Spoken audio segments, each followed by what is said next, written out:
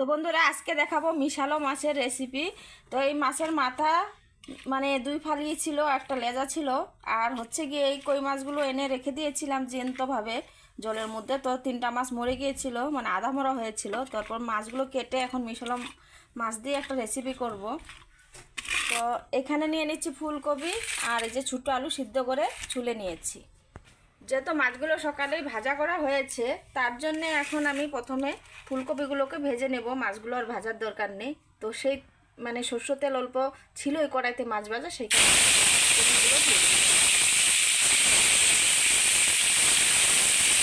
ফুলকপিগুলো দিয়ে একটু নুন দিয়ে আমি কপিগুলোকে সুন্দর করে ভেজে নেব। কারণটা হচ্ছে কপিগুলো কিন্তু কোনোরকম সিদ্ধ করা হয়নি, তাই কপিগুলোকে আলাদা করে ভেজে নিচ্ছি। আর গ্রিন কপিটা সিদ্ধ করতে গেলে একদম বেশি ওভার কুক হয়ে যাবে, তাই আর এটা সিদ্ধ করা হয়নি।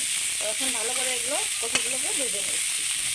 এখন সুন্দর করে কপিগুলো ভেজে নিয়েছি, এখন কপিগুলোকে নামিয়ে নেব।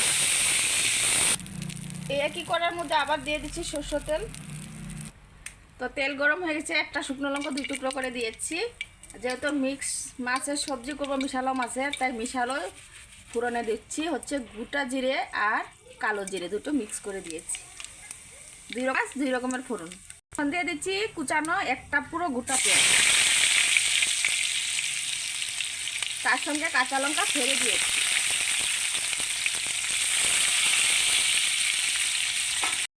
পেঁয়াজগুলো লাল লাল হয়ে গেছে। এখন এই যে আগের থেকে যে আলু সিদ্ধ করে রেখেছিলাম সেই আধ ভাঙ্গা করে আলুগুলো দিয়ে দিচ্ছি। আলুগুলো দিয়ে আরও কিছুক্ষণ ফ্রাই করে নেব। এর মধ্যে কিছু জিনিস অ্যাড করে দিচ্ছি। পরিমাণ মতো নুন দিয়ে দিচ্ছি,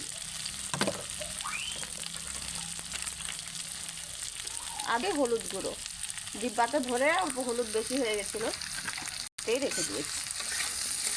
তো হলুদ দিয়ে 2-3 মিনিট ভাজা ভাজা করে নিয়েছি। এখন দিচ্ছি লঙ্কা গুঁড়ো আধা চামচ, জিরে গুঁড়ো, ধনে গুঁড়ো এটা ইউজ করবো না, এ দিয়ে আজকে রান্নাটা করব। আরও 1 মিনিট নাড়াচাড়া দিয়ে সমস্ত মশলার সঙ্গে আলুটা ভেজে নিয়েছি। এবার দিয়ে দিব যে আগের থেকে যে কপিটা ভেজে রেখেছিলাম সেটা। আরও 1 মিনিট খানিক নাড়াচাড়া দিয়ে ভালো করে সব সমস্ত একসঙ্গে মিলিয়ে নিব। তো সমস্ত কিছু একসঙ্গে ভেজে নেওয়ার পর এখন জল অ্যাড করে দেবো। একদম ভাজা ভাজা হয়ে গেছে, কালারটা দেখো কত সুন্দর হয়েছে। এই মিশালো মাছগুলো রান্না করে খেলে ভীষণই ভালো লাগে। তো যখন আলাদা আলাদা মাছ থাকে তখন মানে কাকে দেবো কাকে না, তো একসঙ্গে বানিয়ে নেবো, যার যেটা পছন্দ সেভাবে দেবো। আর ভীষণ আমাদের ঘরে মাছের মাথা ঝুলে খেতেই ভালোবাসে, তাই ঝুলেই দিবে। তো এখন গরম জল অ্যাড করে দিচ্ছি।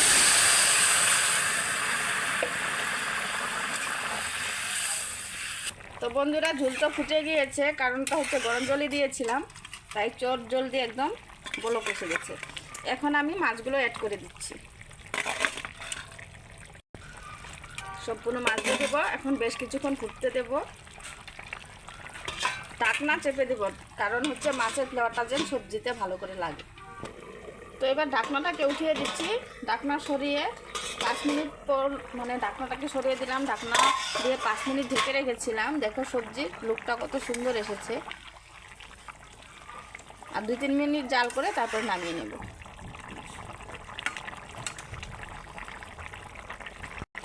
তো বন্ধুরা ফাইনালি আমার সবজি হয়ে গেছে, এবার নামিয়ে নেব। তার আগে একটা কথা বলি, তোমাদের ঘরে যদি এরকম আলাদা আলাদা মাছ থাকে অবশ্যই এভাবে বানিয়ে খেয়ে দেখতে পারো, ভীষণ ভালো লাগে।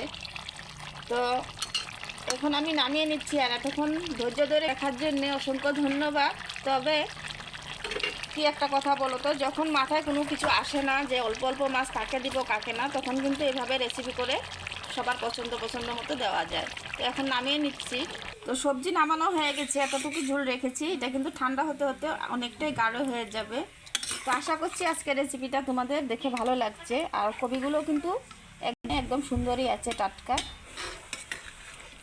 আর এই কই মাছের কিন্তু তেল কই খেতেও ভীষণ ভালো লাগে। তবে তেল কইয়ের রেসিপিটা আবার করে দেখাবো।